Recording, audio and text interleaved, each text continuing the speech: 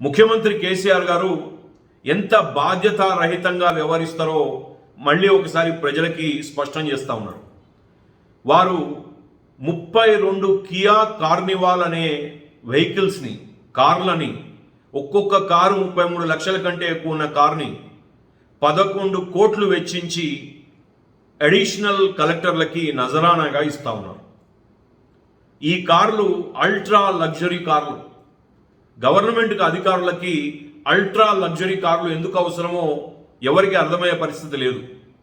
మీరు వారి నుంచి ఏమి ఎక్స్పెక్ట్ చేస్తూ ఉన్నారో, వారు అధికారికంగా చేయాల్సిన పనుల కంటే ఏమి ఎక్కువ చేయాలనుకుంటున్నారో మాకైతే అర్థమవుతలేదు. భారతీయ జనతా పార్టీ ఈ నిర్ణయాన్ని తీవ్రంగా ఖండిస్తూ ఉన్నది. ఈ నిర్ణయాన్ని మీరు సత్వరంగా వాపస్ తీసుకోవాలి. ఈ కార్లు ఎట్టి పరిస్థితుల్లో మీరు కొనొద్దు. ఈ కార్లని అధికారులకు ఇవ్వద్దు.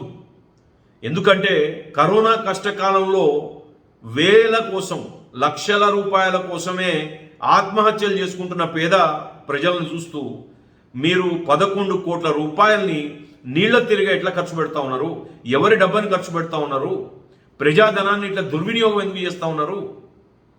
ఇంత పెద్ద ప్రజా ఆరోగ్య సమస్య ఉంటే బెడ్లు ఎక్స్పాండ్ చేయండి ఆ డబ్బుతోని, లేకపోతే పేద ప్రజలకు ట్రీట్మెంట్ ఫ్రీగా ఇవ్వండి, మందులు ఫ్రీగా ఇవ్వండి.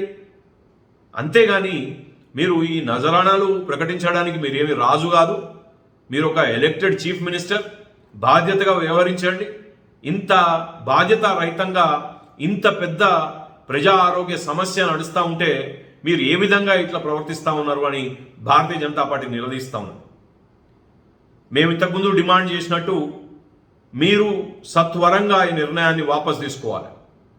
మీ ఫైనాన్స్ మినిస్టర్ గారు స్టేట్కి డబ్బులు లేవు, ఎఫ్ఆర్బిఎం కావాలి, ఇంకా ఎక్స్టెండ్ చేయాలి దాన్ని ఎఫ్ఆర్బిఎంని, మేము లోన్లు తీసుకుంటాం, మాకు రెవెన్యూ లాస్ అయిందని ఆయన ఒక దిక్కు చెప్పుకుంటా, ఇంకొక దిక్కు కోట్లాది రూపాయలని ప్రజాధనాన్ని ఈ పౌడర్లకి, స్నోలకి మీరు వాడుతూ ఉంటే మిమ్మల్ని తప్పకుండా కూడా ప్రజలు క్షమించరు.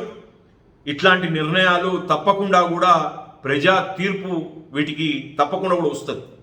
భారతీయ జనతా పార్టీ టీఆర్ఎస్ పార్టీని, టీఆర్ఎస్ గవర్నమెంట్ని హెచ్చరిస్తూ ఉన్నది.